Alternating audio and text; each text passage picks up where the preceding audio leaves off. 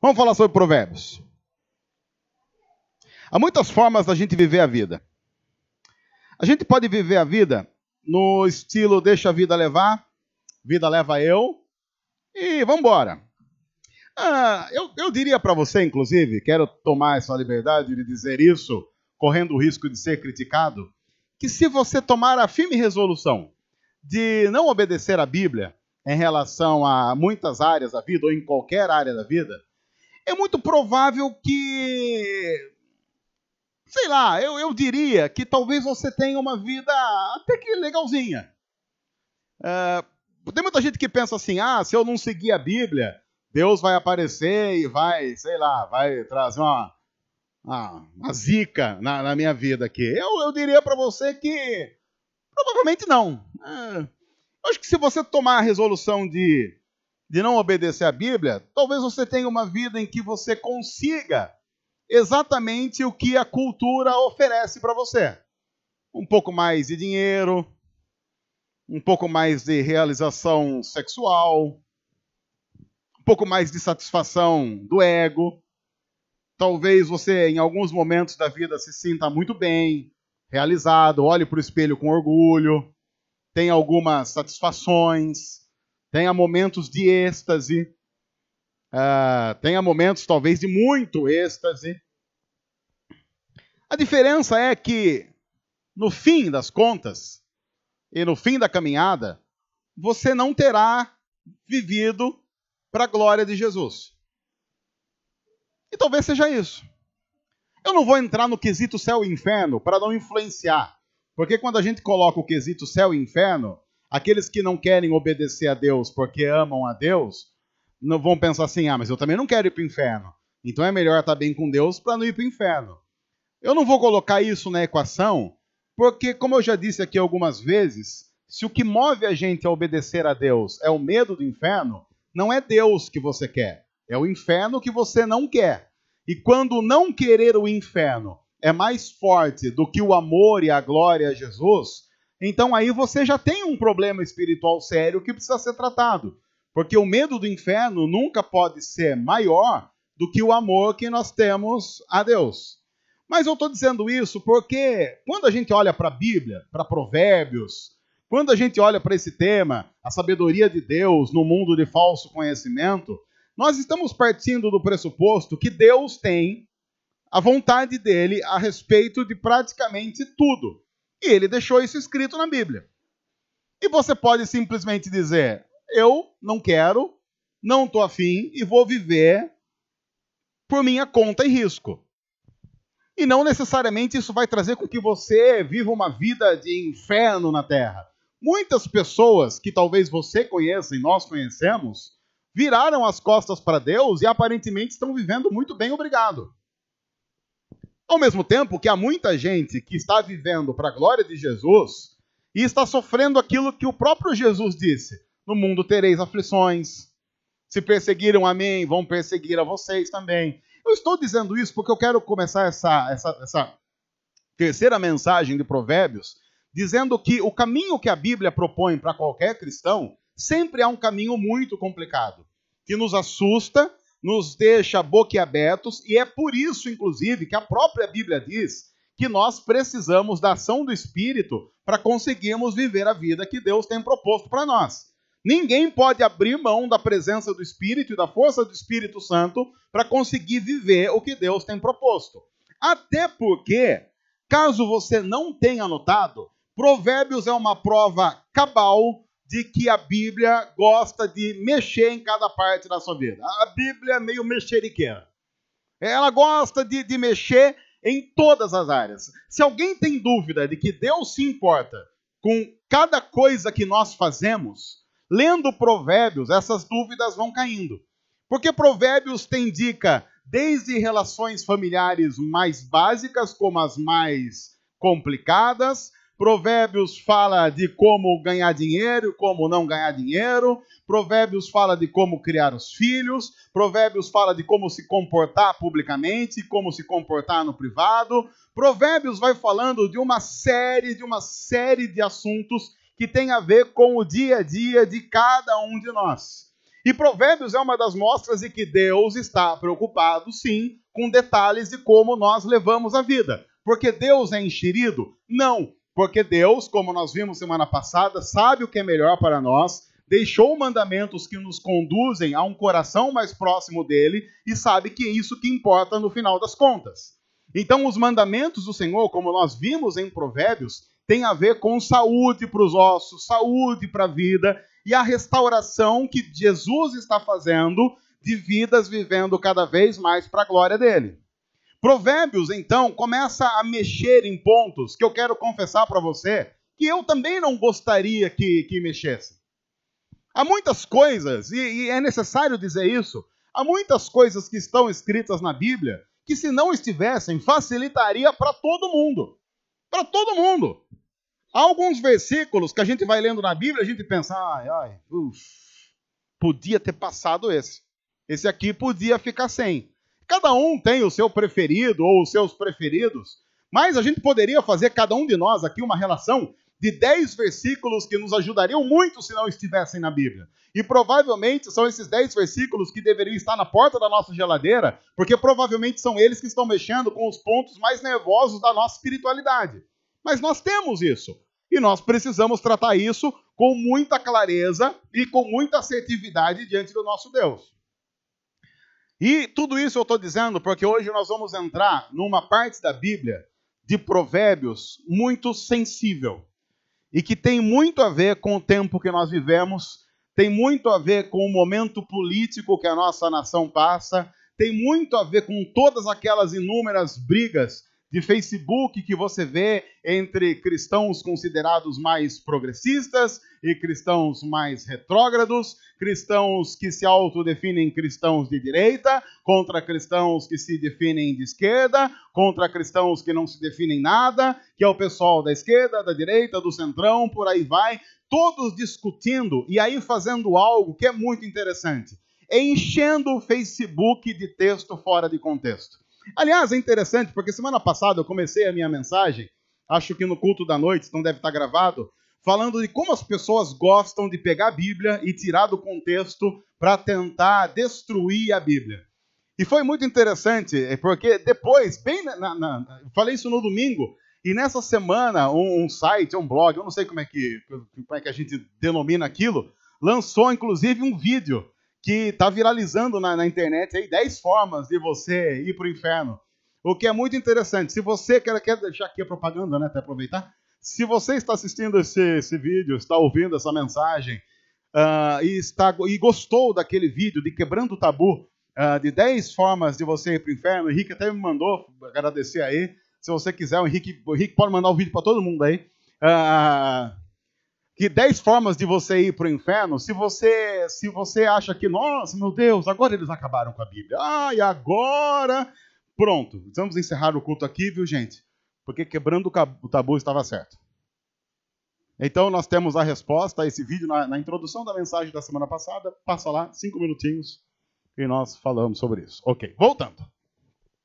O pior, a meu ver, não é muita gente falar besteira. Porque muita gente sempre fala besteira de todos os lados, usando a Bíblia como sua arma de defesa. O problema é quando cristãos olham para isso e dizem assim, olha, porque eu nunca tinha pensado nisso. O problema é quando alguns cristãos olham e dizem assim, mas eu nunca imaginei que a Bíblia diz isso. Porque, na maioria das vezes, inclusive, ela não diz mesmo. Porque as pessoas estão usando o texto totalmente fora de contexto e está longe do que a Bíblia quer dizer. É por isso que hoje eu escolhi, dentre muitos temas de Provérbios, adiantar um tema de Provérbios que eu acho importante para esse tempo, que nós estamos chamando entre ricos e pobres, ou entre pobres e ricos, tanto faz a ordem. Com a seguinte questão, quem Deus gosta mais? Deus gosta mais de rico?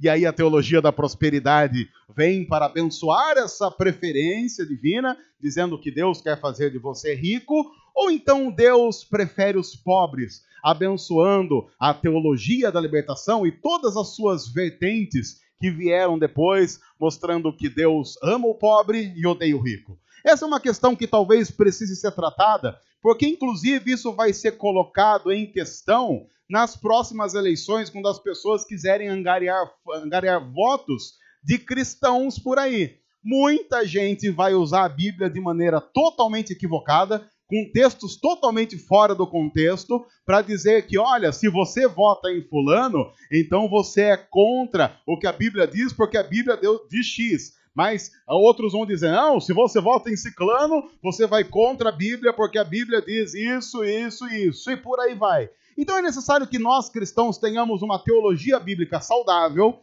para entender como é que Deus, na Bíblia, trata essa questão de ricos e pobres. Quem Deus ama, quem Deus não ama, quem Deus gosta, quem Deus não gosta. Mas antes disso, nós precisamos lembrar que existem algumas posturas na nossa sociedade, na nossa cultura, com relação a ricos e pobres. Primeiro, de um lado, nós temos gente que diz que rico é rico porque trabalhou muito e consequentemente, o que ele ganhou é fruto do trabalho que ele tem e ponto final.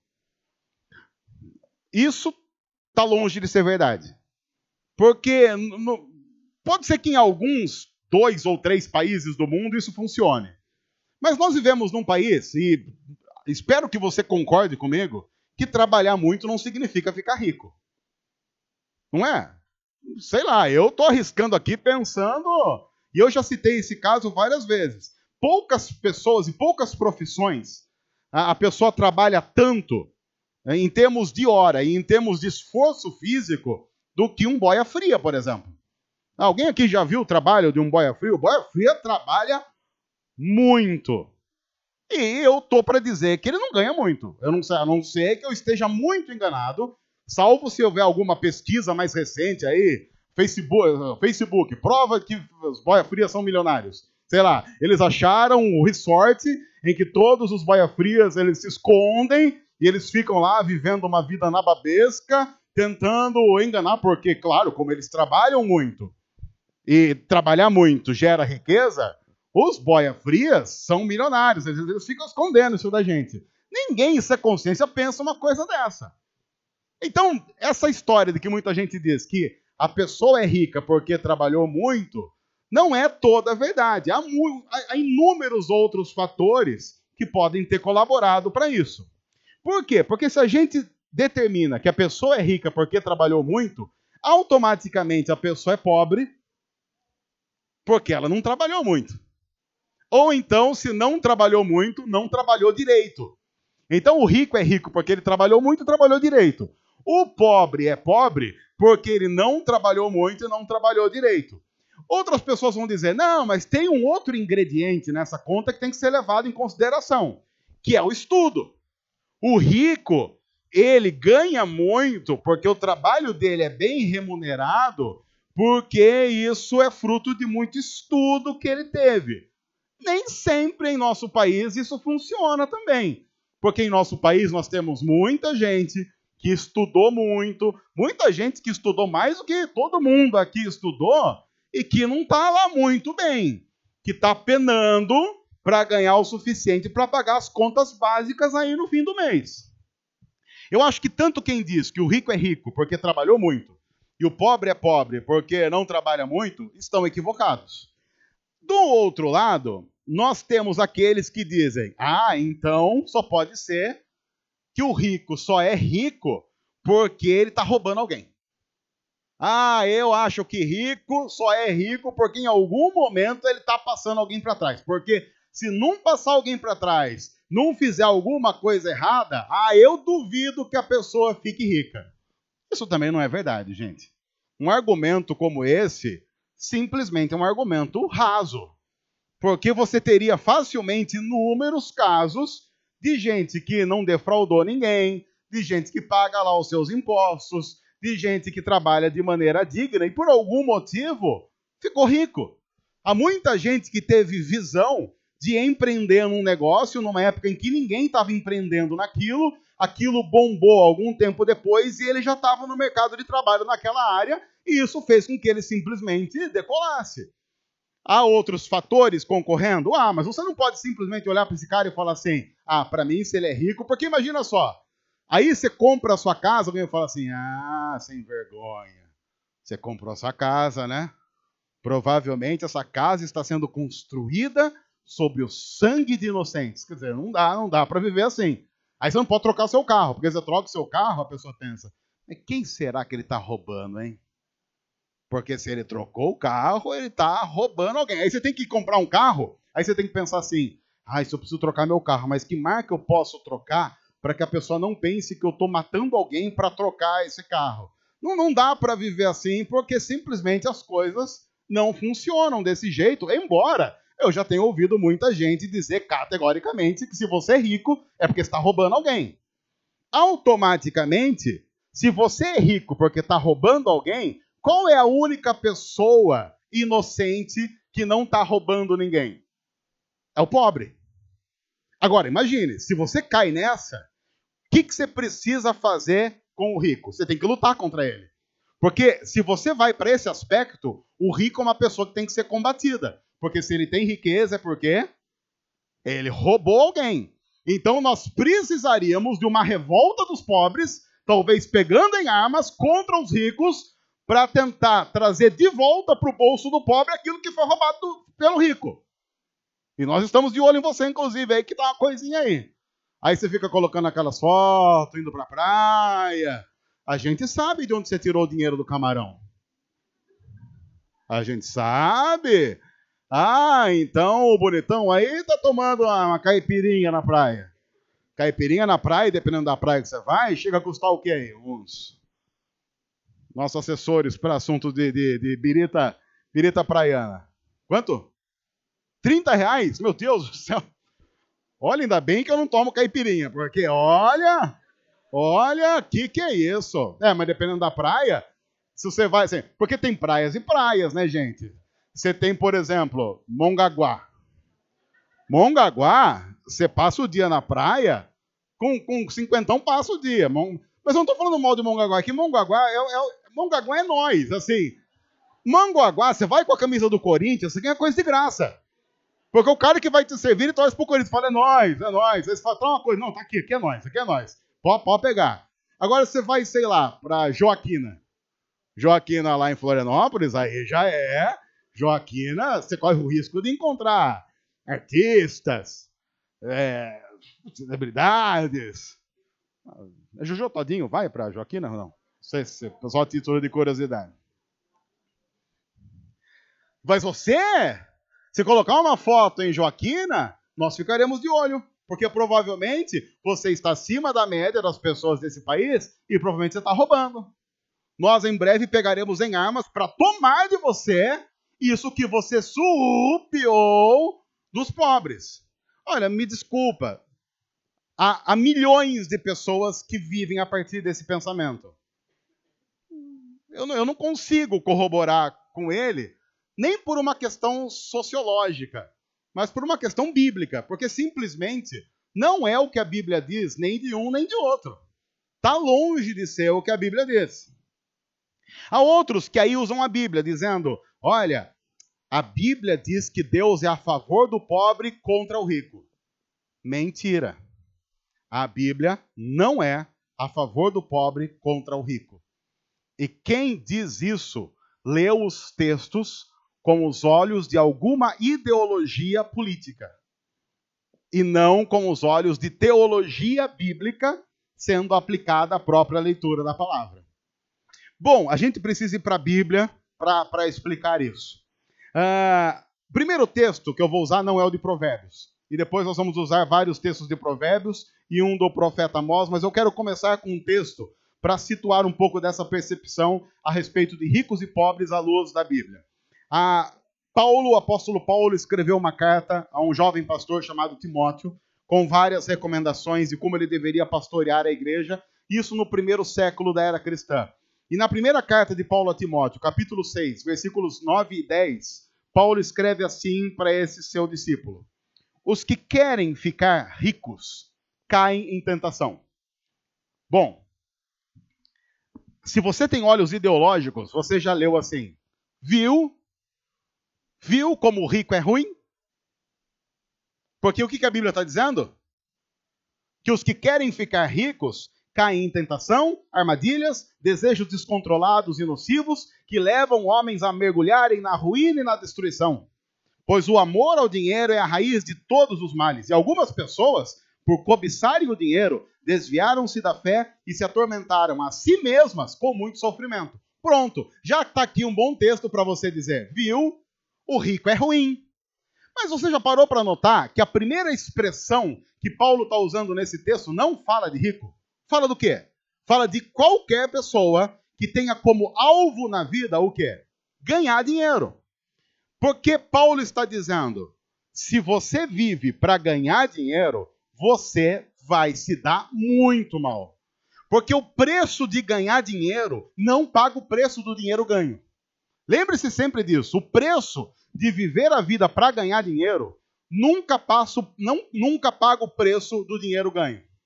Se você tiver um alvo de ganhar 10 milhões de reais, muito provavelmente quando você tiver 10 milhões de reais no bolso, se isso acontecer, você pagaria 20 milhões para não ter passado pelo processo de ganhar os 10 milhões. Mas isso já não será mais possível.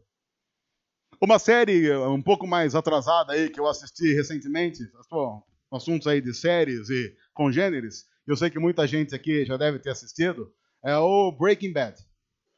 Breaking Bad é fantástico porque provavelmente o cara que escreveu Breaking Bad, se não conhece da Bíblia, foi inspirado por alguma forma a escrever uma série que tem muito a ver com a forma como o pecado, o poder e a ganância vai mexendo com o ser humano. Eu vou dar spoiler dos primeiros negocinhos aqui, tá? Então fique tranquilo que se você não assistiu, é spoiler.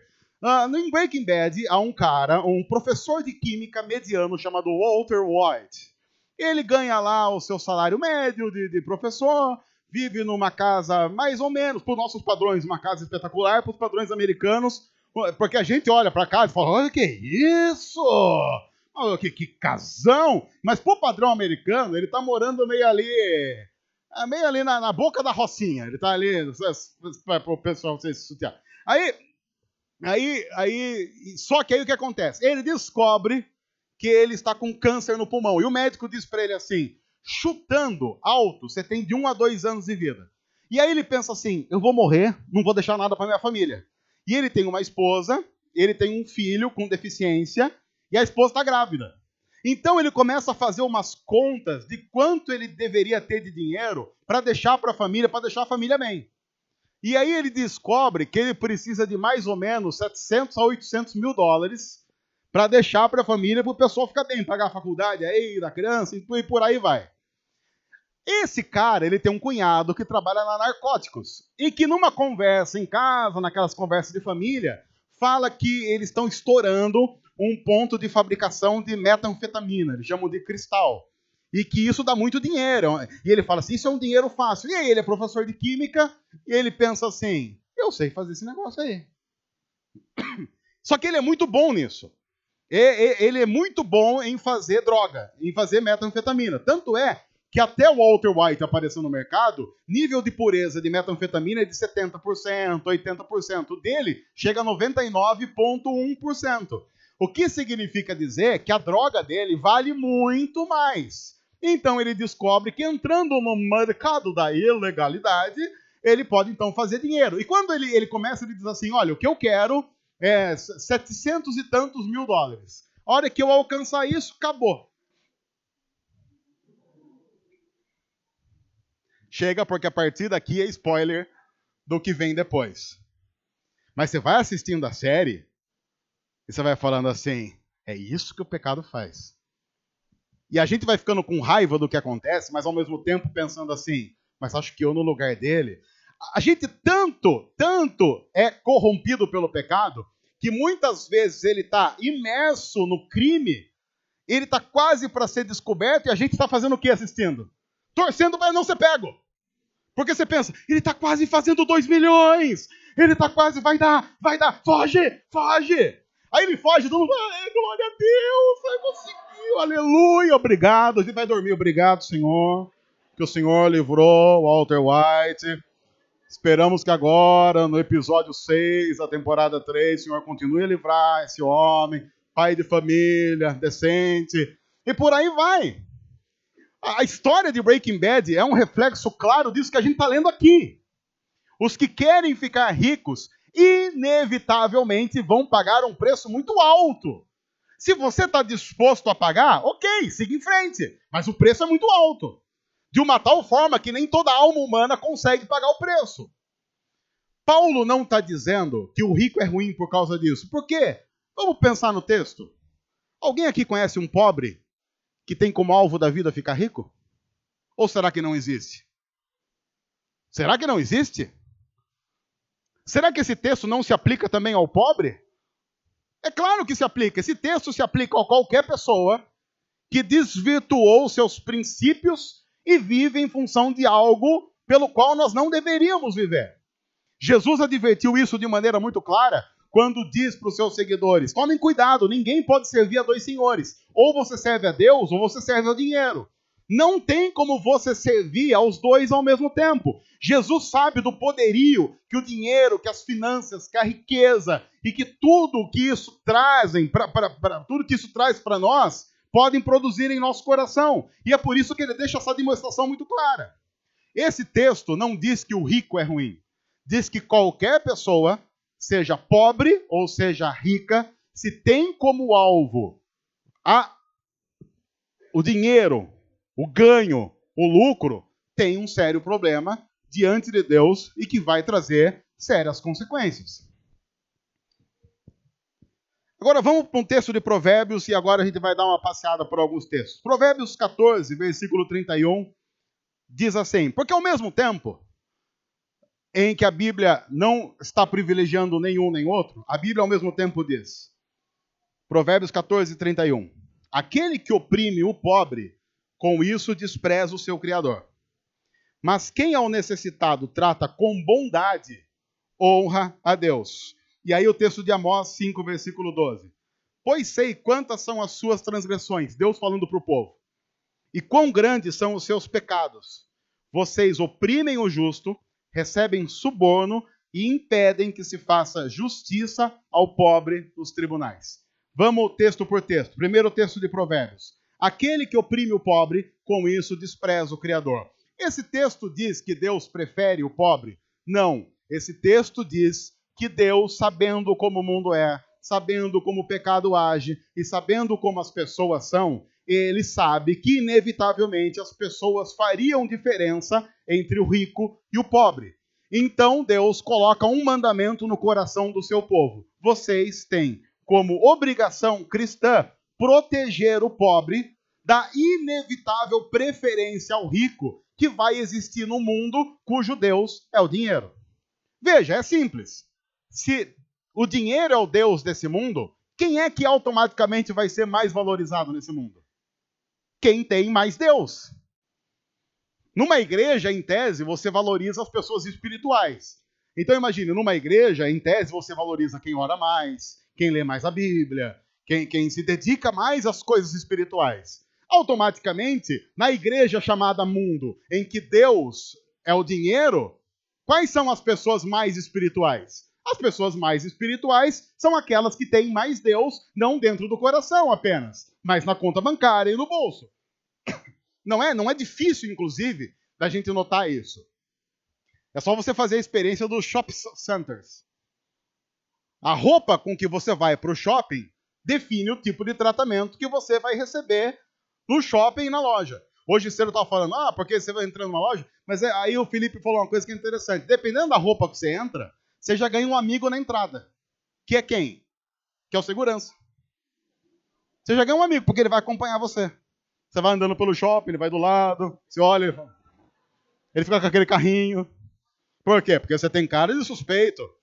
Se você quer saber se você tem cara de bandido, vá pro shopping. Se o segurança acompanhar você, você precisa dar uma acertada aí no visu, porque provavelmente você tá com cara de suspeito. Ele fica olhando, fica. Aí de repente você para ele. Atenção, todas as unidades. Atenção, elemento parou aqui na frente do Chili Beans. Você vai parar na frente do Chili Beans, já faz você suspeito. Bom, aí... Se você entra numa loja, se você tiver de... Imagine, entra numa loja, bermudona, aquelas bermudas... Mas não aquelas bermudas que você compra naquelas lojas que bermuda custa R$600. Aquelas bermudas que de repente você dormiu com ela, noite retrasada, aquela amassada, você não pode colocar uma moeda no bolso aqui, que a moeda vai caindo no caminho. Põe uma bermuda dessa, põe um chinelo, Mas não põe o chinelo, porque tem uns chinelos invocados hoje em dia. Tem uns chinelão aí que você põe, eu vou te dizer, chinelo da moda. Aí, não, põe lá aquele chinelo que você fica andando meio arrastando assim. Por quê? Porque se você der aquela dobrada, ele solta, tira. Aí você sabe, eu fico aqui no meio do shopping tendo que colocar, tira, fica complicado. Você põe aquele chinelo, gasto atrás, mas gasto atrás. Atrás ele é uma palha. É um papel de seda, dá pra você colocar o chinelo em cima e fazer um mapa. Olha!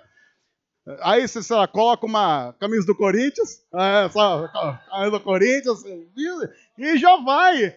Aí você já ganha o segurança, já vem todo mundo, o dono do shopping aparece.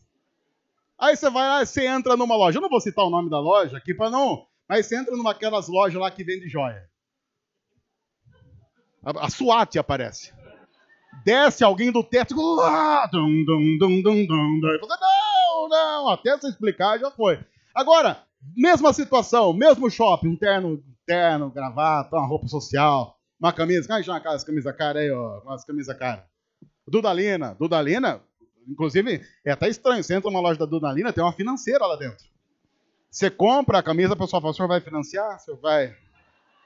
Vamos aqui com a financeira, com ótimos projetos, temos aqui... É a única loja de camisa que pode comprar em 300 vezes. Vamos comprar em 300 vezes. O senhor gostaria de... Quantas camisas? Quero 3. O senhor vai pagar como? Não, eu quero aqui deixar o meu carro.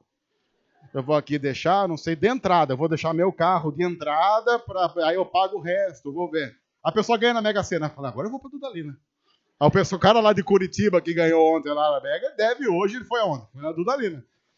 A gente fazendo propaganda aqui... propaganda. Como se a gente fosse sair daqui louco para comprar uma Dudalina. Quer dizer, não vai adiantar nada. O mundo é assim.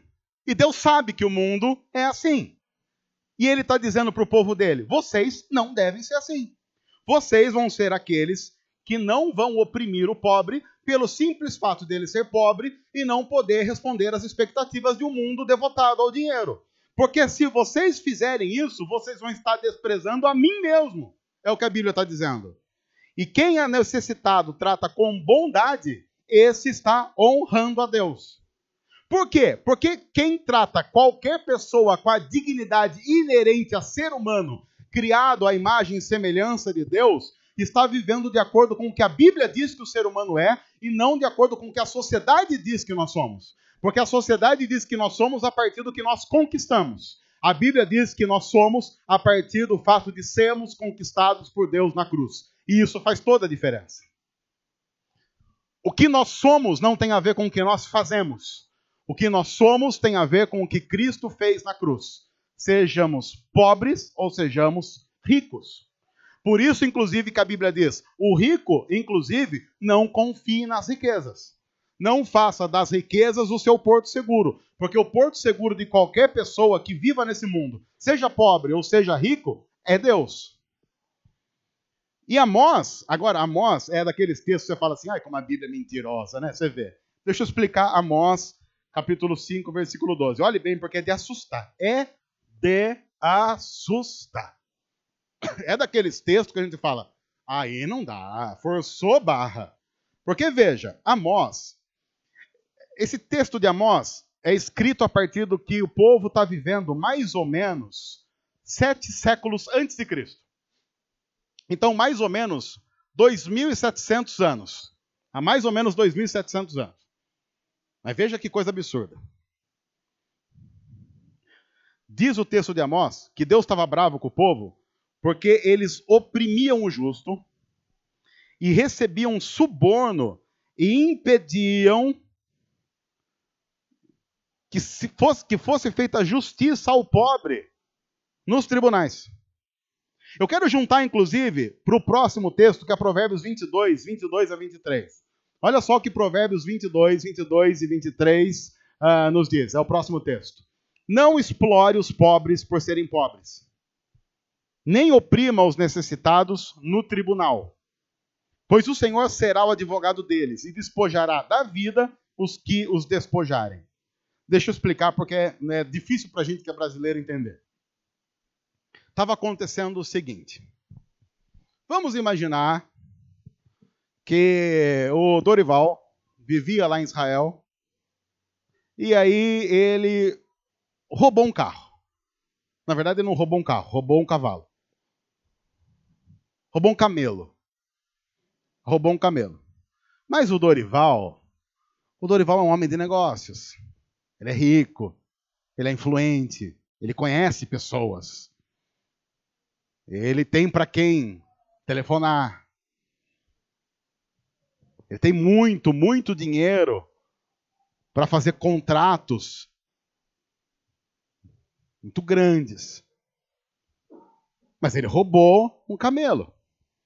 No mesmo dia, exatamente no mesmo dia em que o Júnior, querido, também roubou um camelo. Silas Júnior, um homem pobre do povo. Não tem ninguém para ligar, porque não tem nem telefone. Ele roubou um camelo também. Acontece que Dorival, um homem rico, Silas Júnior, um homem pobre. Olha que absurdo. No final do julgamento, o Silas era condenado a 10 anos de prisão, em regime fechado, uma penitenciária de segurança máxima nos arredores de Jericó, além de umas 40 chibatadas para deixar de ser tonto.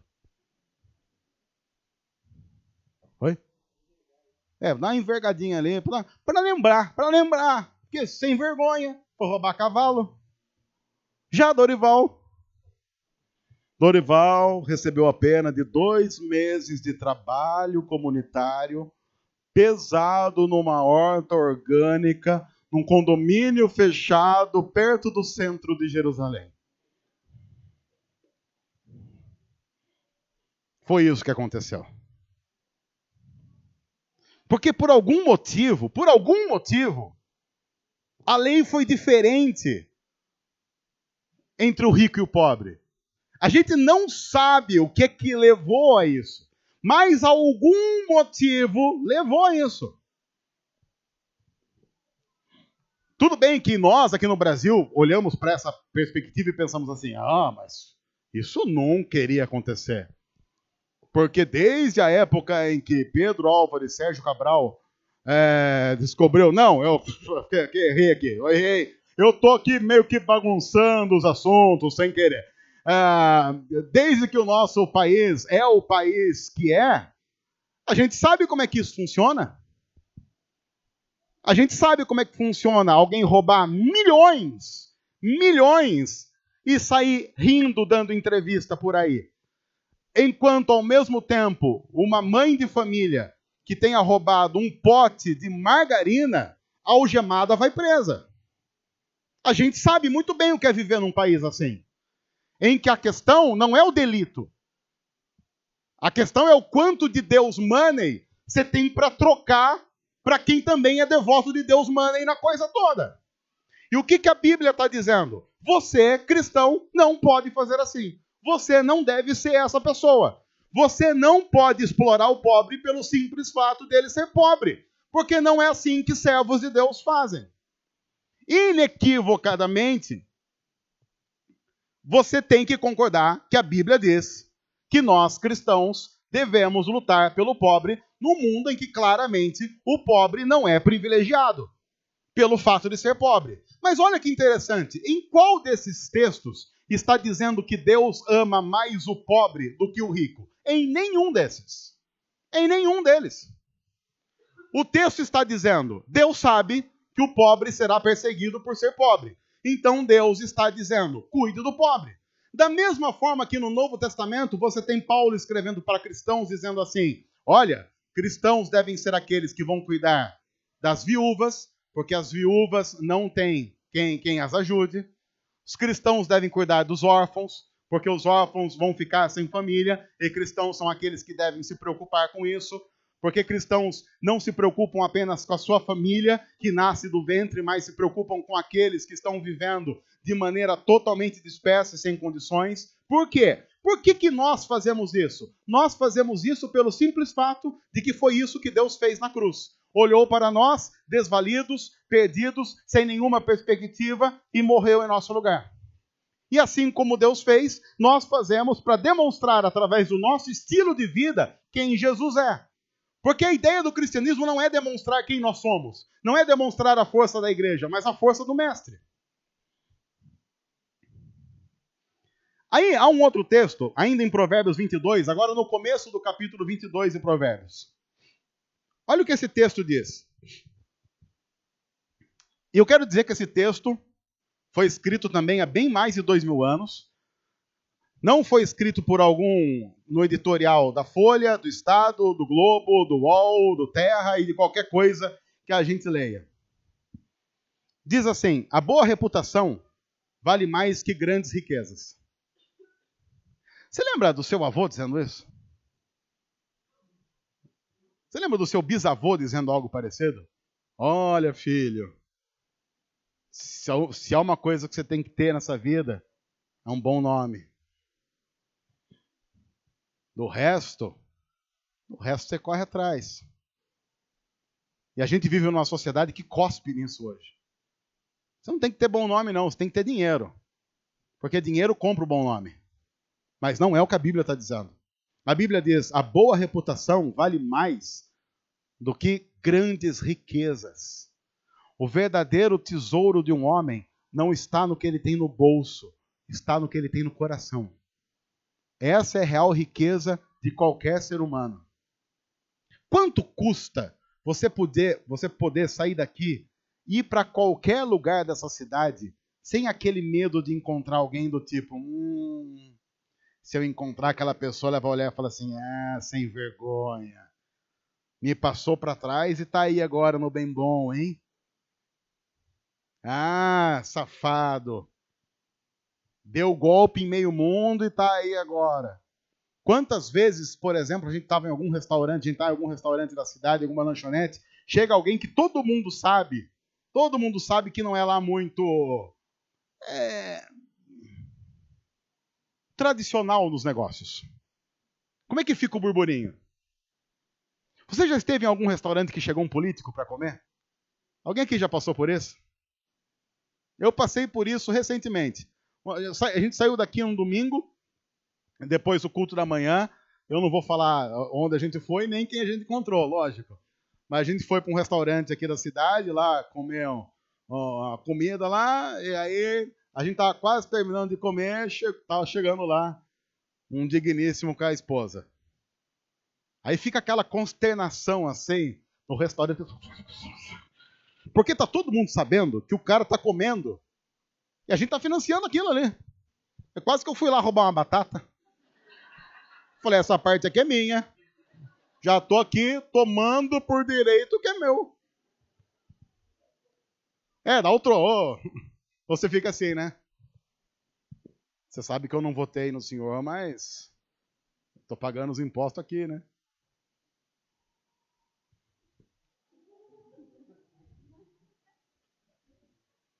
Nossa, é caro, né? Olha. Um pegou Campari. Pegou Green Label.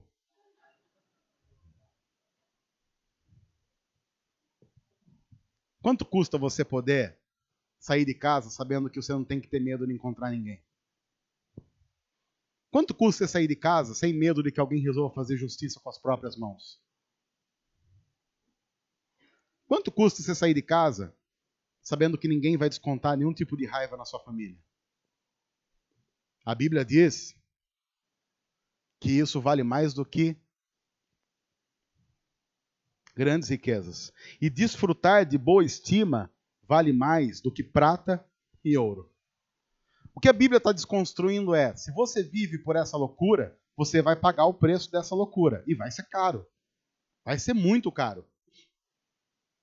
Há algumas coisas que são muito clichês, e há vários textos clichês sobre isso.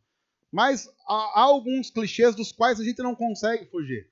Ninguém vai encontrar ninguém no último dia de vida pensando, eu devia ter poupado mais. Eu devia ter guardado alguma coisa a mais. Você não encontra gente assim. Essa nunca é conversa em velório. Olha aí, fulano, se tivesse trabalhado um pouco mais, não estava assim. Essa nunca é a conversa em velório. Nunca!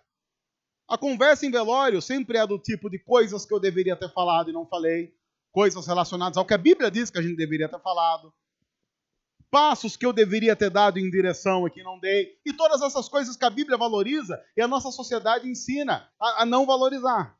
Mas veja esse texto e o versículo 2 de Provérbios 22. O rico e o pobre, no entanto, têm isso em comum. O quê? O Senhor criou os dois.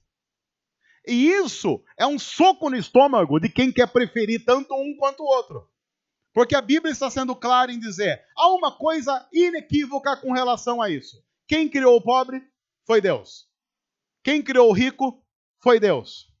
Tanto o pobre quanto o rico têm em si, inerentemente, a imagem de Deus que os criou? Tem. Eu sei que vivendo numa sociedade como a nossa, em que as pessoas são demonizadas de acordo com as suas polaridades, isso é muito complicado. Mas é o que a Bíblia está dizendo. Quer a gente gosta do que a Bíblia diz, quer a gente não gosta do que a Bíblia diz.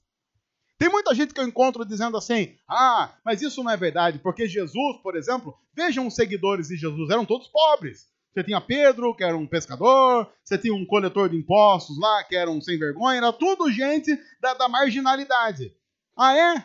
Como é que a gente explica, então, que quando Jesus está sendo crucificado e ele precisa de um túmulo, um dos seus seguidores próximos, porque Jesus tinha os 12 mais próximos, que é aqueles que eram os apóstolos, e tinha um grupo de uns 70, que também eram próximos. Tinha lá as mulheres e vários outros seguidores. A Bíblia diz que quando Jesus morre, um dos próximos de Jesus, um homem chamado José de Arimateia, que tinha muitas posses, ofereceu o seu túmulo, o seu terreno como túmulo para colocar o corpo de Jesus.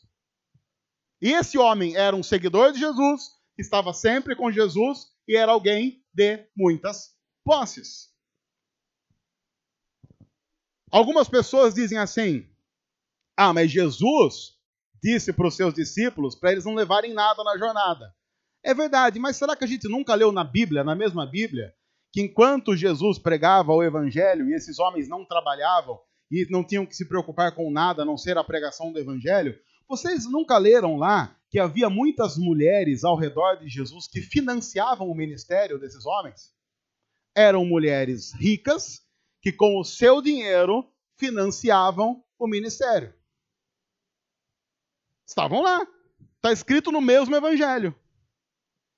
Veja que Deus está tratando com naturalidade. Rico e pobre simplesmente existe.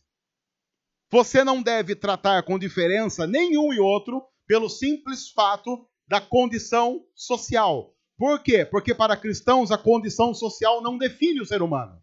O que define o ser humano é quem ele é diante de Deus. E diante de Deus, quem é que nós somos mesmo? Diante de Deus, somos todos miseráveis, pecadores, safados, sem vergonha, que sem a cruz estariam totalmente perdidos. A Bíblia diz a respeito de ricos e pobres, não há justo nenhum sequer. Todos carecem da misericórdia e da graça de Deus. Quando nós vendemos esse discurso para valorizar ou desvalorizar alguém a partir da posse que tem, nós estamos fazendo a teologia inversa do que a teologia bíblica diz. Porque, claro, se Deus gosta do rico porque ele é rico, então a teologia da prosperidade tem que nadar de braçada. E se Deus prefere o pobre contra o rico, então a teologia da libertação e todas as suas vertentes também tem que ser adorada. Mas nenhuma delas anda de acordo diretamente com o que a Bíblia diz a respeito de ambos. A Bíblia diz, ninguém presta. E o que faz alguém prestar não é o que ele conquista na vida, é o fato dele ter sido conquistado na cruz. O que dá dignidade e justiça a um ser humano é a dignidade que ele recebe na cruz ao ser salvo pelo Evangelho. Assim, eu quero terminar deixando algumas coisas para a gente pensar. Primeira delas, o rico não é ruim apenas por ser rico. Isso não é verdade. O rico não é ruim apenas pelo fato de ser rico. Ele pode simplesmente ser rico e ser um bom cristão rico. Inclusive, a Bíblia diz aos ricos que sejam generosos. Me parece, inclusive, que a Bíblia dá a entender que Deus faz alguns ricos para que eles sejam generosos e não confiem na riqueza. E repartam, e contribuam, e façam isso com alegria no coração. Segunda coisa, o pobre não é melhor por ser pobre. Ser pobre não é um alvo, a não ser o pobre que Jesus estipula nas bem-aventuranças, pobre de espírito. Essa é a única pobreza que Deus valoriza. E o que significa na bem-aventurança ser pobre de espírito? É reconhecer a minha pobreza espiritual diante de Deus. Eu sou pobre de espírito ao reconhecer que eu não presto, ao reconhecer que eu não tenho nada de bom a oferecer para Deus, e Ele ofereceu tudo. Ao mesmo tempo, o rico não deve confiar na sua riqueza. E a gente cansa de ver gente confiando na riqueza e se dando muito mal.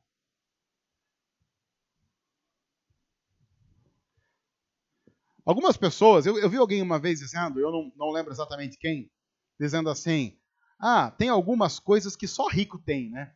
É o que o pessoal chama de doença de rico. Na verdade, tem muita gente que diz isso, mas essa pessoa especificamente disse assim, ricos têm mais doença que pobre, porque pobre, em tese, não tem nem tempo para ter doença. Eu, na verdade, eu tenho uma outra visão disso. Eu acho que ricos talvez tenham mais doença por causa de mais somatização, por causa do medo da doença. Porque o que a doença pode fazer? Uma das coisas que doença mais faz é o quê? É fazer você gastar dinheiro. E se você é alguém que se prende a dinheiro, provavelmente esse dinheiro vai fazer o inverso do que a Bíblia diz, e nós vimos na semana passada. O mandamento do Senhor é saúde para os ossos. O amor ao dinheiro vai fazer com que você fique doente. Porque você vai ter tanto medo, que inevitavelmente você vai somatizar aquilo. E aí não vai ter jeito.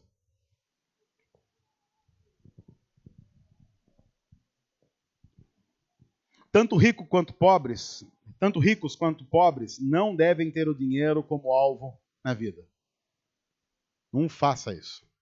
Não faça isso. Porque a verdadeira riqueza está em conhecer a Cristo. Há um hino clássico. Quem aqui é velho de igreja conhece bem esse hino. A tradução dele em português, do refrão é Sou feliz com Jesus. Quantos aqui conhecem Sou feliz com Jesus? É um clássico Eu particularmente acho que é um dos mais bonitos hinos da história. A letra dele é fantástica, porque ele diz assim, se o Senhor me der a paz mais doce, ou a dor mais forte, não importa, eu sou feliz com Jesus. Essa é a tradução em português. No inglês, a língua original em que o hino foi escrito, eu acho que esse refrão ele tem mais força ainda. Porque no inglês, a frase é It's well with my soul. Que a ideia é, tá tudo bem com a minha alma. Então ele canta, olha, se eu sofrer, ou se eu não sofrer, se eu adoecer, ou se eu não adoecer, tá tudo bem com a minha alma. Tá tudo bem com a minha alma, que é o que importa. Eu estou tranquilo. Se o barco afundar ou não afundar, tá tudo bem com a minha alma. Eu sou feliz com Jesus.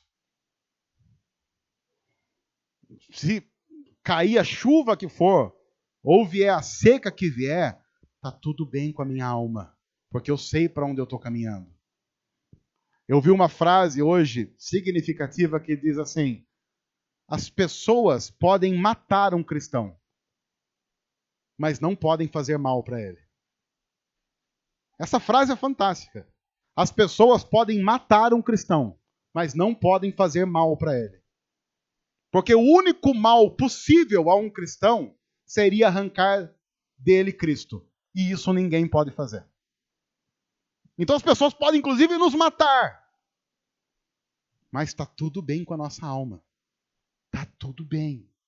E a gente continua caminhando feliz com o nosso Senhor. É isso que define um ser humano. É isso que define quem nós somos.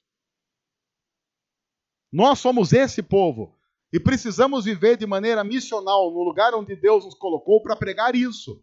Porque nós vivemos numa sociedade, estamos rodeados de um monte de gente caminhando a passos largos para precipícios absurdos. E nós somos aqueles que têm a palavra de redenção, de salvação, e uma palavra que pode mudar a vida de muita gente por inteiro, de maneira definitiva.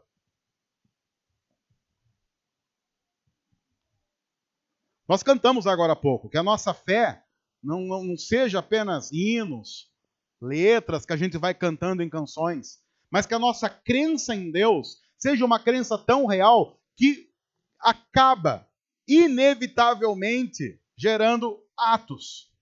Atos de bondade, atos de justiça, inclusive em favor do pobre. Inclusive em favor daquele que não tem voz. Para que a igreja de Jesus passe, inclusive, a ser a voz daqueles que não têm voz no mundo em que só tem voz quem tem dinheiro. E que nós sejamos a voz daqueles que não precisam de dinheiro, porque inclusive já tem tudo o que precisam, que é Cristo. Assim, como igreja, a gente consegue compreender a contracultura em que o Senhor está nos colocando. Vivendo essa loucura que o Evangelho é, num mundo completamente insano de verdade, que é o mundo que nós vivemos. Mostrando de verdade a real sabedoria de Deus no mundo de falso conhecimento. O mundo de falso conhecimento vai dizer para você, o que conta é money. Time is money. A vida é money. O real conhecimento e a verdadeira sabedoria de Deus sempre irão nos dizer, a vida é Cristo.